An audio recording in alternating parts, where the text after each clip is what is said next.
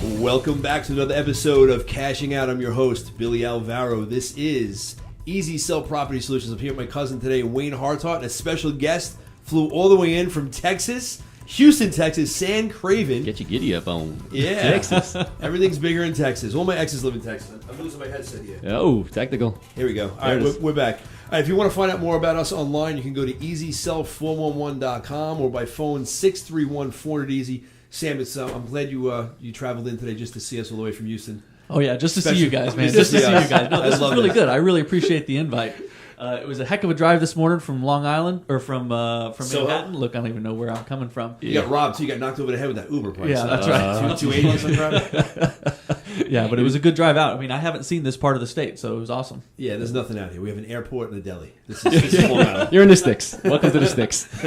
So Sam is an investor out in Houston. He has a very successful company out there. He's doing what, over 200 properties a year? Yeah, we're tracking for over 200 this year. 200. You have a partner, right? Awesome. Yep, got a partner, Matt. Good old Matt. He's holding down the fort while I'm on vacation the next couple weeks. That's it. Matt's going to go. Sammy's going hiking somewhere, right? Where are you going? Iceland? Yeah, we're heading out to Iceland this afternoon. This afternoon? Like hopping a flight? Well, I guess, like later this evening, on. whatever. Yeah.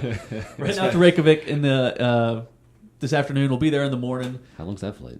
7 hours. Oh, that's a little bit longer. I actually thought it would be a little bit shorter. It looks so close on the map. It's so funny. No, Iceland's the one that's not really...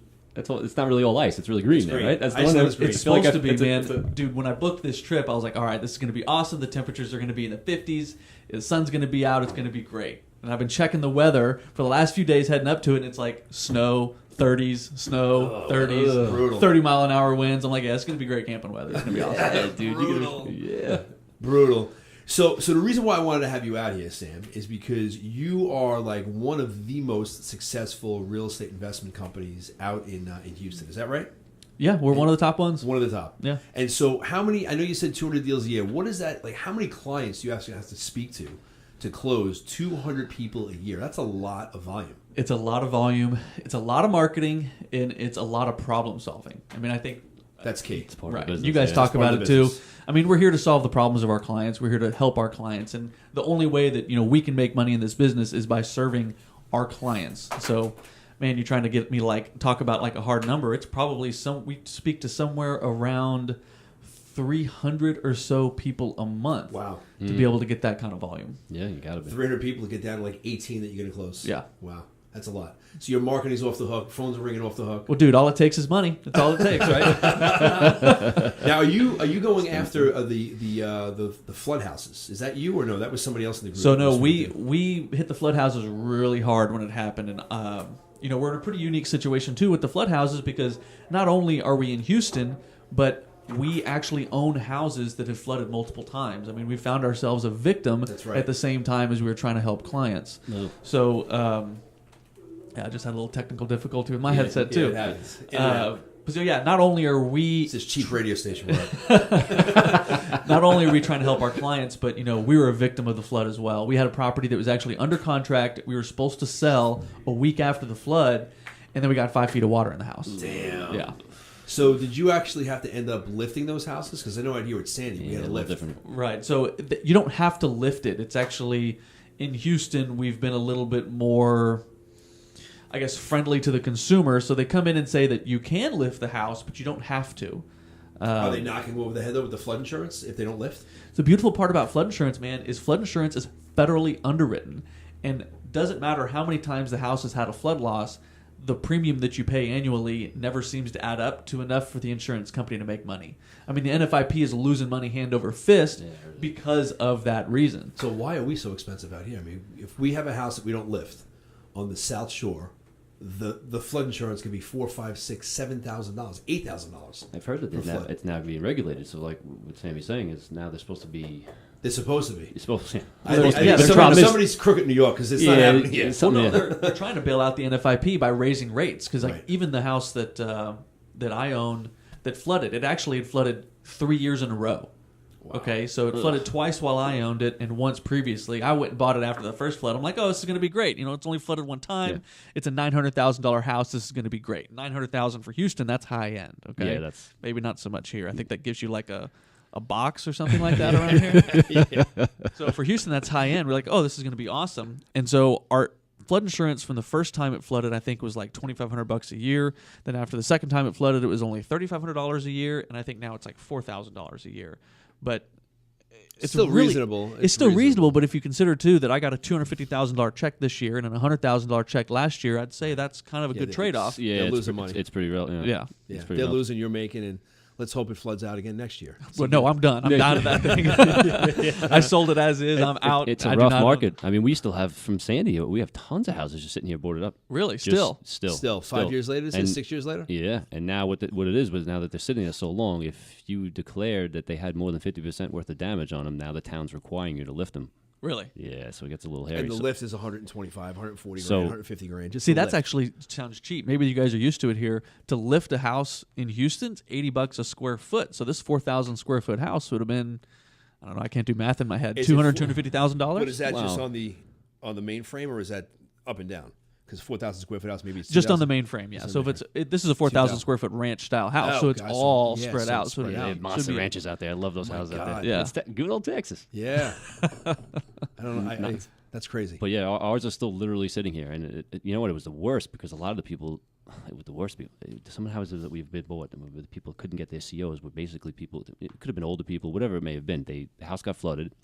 They quick. Nobody knew what to do at the time. Yeah. They quick and started getting renovations done in their house.